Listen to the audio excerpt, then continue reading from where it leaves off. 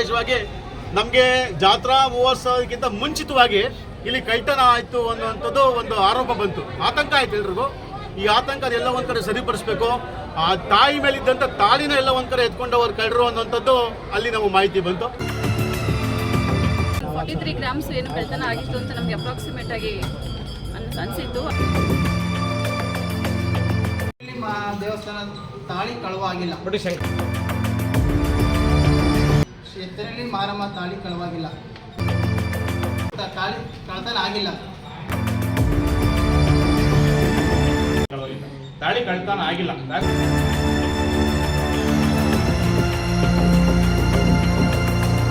ಇನ್ನು ನಮಗೆ ಸುಳುವು ಸಿಗ್ತಾ ಇಲ್ಲ, ಇನ್ನು ಪ್ರೂಫ್ ಸಿಗ್ತಾ ಇಲ್ಲ. ಫಿಂಗರ್ ಪ್ರಿಂಟ್ಸ್ ಲೋಕಲ್ಸ್ನೇ ಮ್ಯಾಚ್ ಆಗ್ತಾ ಇದ್ದಾವೆ. ಏನು ಟೆಂಪಲ್ ಅಲ್ಲಿ ಕೆಲಸ ಮಾಡ್ತಾರೆ ಅವರದ್ದೇ. ಅದು ಬಿಟ್ಟು ಮತ್ತೆ ರಾತ್ರಿ ನಮ್ಮ ಊರಿಗೆ ಬಂದು ಹೋಗಿರೋದು ಎಲ್ಲ ರೂಲ್ ಔಟ್ ಮಾಡಲಾಗಿದೆ.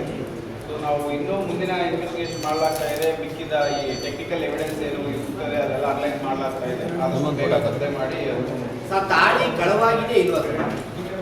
ಆಗಿದೆ, ತಾಳಿ ಕಳವಾಗಿಲ್ಲ, ಬಟ್ ಅಲ್ಲಿನ ಸ್ಟೇಟ್ಮೆಂಟ್ ಕಳವಾಗಿಲ್ಲ ಅಂತ ಹೇಳ್ತಾರಲ್ಲ ಸರ್. ಯಾರು ಹೇಳಿದ್ರು? ತಹಸೀಲ್ದಾರ್ ಅವರು ಅವ್ರ ಸಮಕ್ಷಮದಲ್ಲಿ ಎಲ್ಲ ಏನು ಗೋಲ್ಡ್ ಆರ್ನಮೆಂಟ್ಸ್ ಇದ್ದಾವೆ ಅದೆಲ್ಲ ಆಡಿಟ್ ಮಾಡಲಾಗಿದೆ. ಅವರ ರಿಪೋರ್ಟ್ ಪ್ರಕಾರ ಅದು ಹೋಗಿದೆ ಅನ್ನೋದು ಕೊಡಲಾಗಿದೆ. ಸೊ ಅದ್ರ ಪ್ರಕಾರ ನಾವು ಬಟ್ ಅಲ್ಲಿನ ಸಮಿತಿಯವರು ಹೇಳೋದು ಇಲ್ಲ ತಾಳಿ ಕಳ್ತನ ಆಗಿಲ್ಲ ಅಂತ ಅವ್ರು ನೇರವಾಗಿ ನಾವು ಹೇಳಬೇಕು. ಇನ್ವೆಸ್ಟಿಗೇಷನ್ ಅಲ್ಲಿ ನಮ್ಗೆ ಬಂದಿರೋ ಕಂಪ್ಲೇಂಟ್ ಪ್ರಕಾರ ಹೋಗಿದೆಯಾ ಹೋಗಿಲ್ಲ ಅನ್ನೋದು ಅದು ನಾವು ಮುಂದಿನ ದಿನಗಳಲ್ಲಿ